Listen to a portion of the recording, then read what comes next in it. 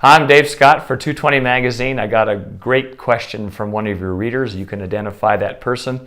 It was off-season training, and when you go indoors, what can you do on the bike, on a trainer, what can you do on the run, on a treadmill? And if I could just give you the perfect workout, and I'll say this one's pretty good because it's really going to expedite your performance during this off-season.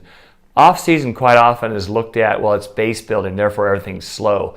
And I've said this for many, many years. I think it's a mistake that you don't insert higher intensity output. If you look at one of the previous columns that I wrote, I included an anaerobic endurance set. That could be one of your workouts both on the bike and the run, and included it on the swim as well. This time, and I want you to take a look at the copy below, I have two workouts, one for the bike and one for the run. On the bike session, it combines your lactate threshold, or FTP, and it allows enough rest because you're going to determine the rest on this so that you can maintain the same work output.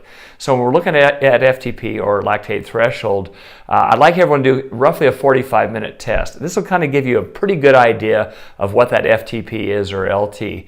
And you can take a look at watts if you have that on your bike. You can take a look at your closing heart rate over the last 15 minutes, or you can look at speed. And you can use one of these, or you can just use perceived exertion. On the run, 30 minutes, and I want you to set that at 1% gradient. I've mixed up the workout so it includes a lot of variables. So let's come back to the bike. On the bike, I have you seated and standing, and 3 different gear combinations. So we're going to be seated in a low gear with the faster legs, over 100 RPMs.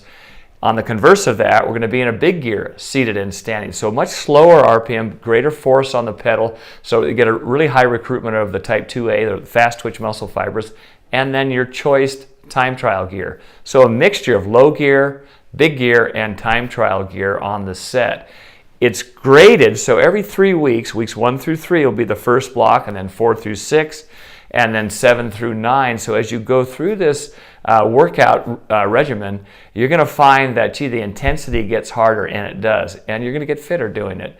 Same thing on the run. 1% gradient equates pretty closely to what outdoor running is, and I've explained this in the body below. And I'm going to vary the gradient so that there are going to be little higher periods where you're going to actually ramp it up on a little different elevation.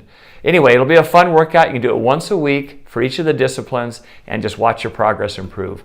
So I'll be back soon. Good luck.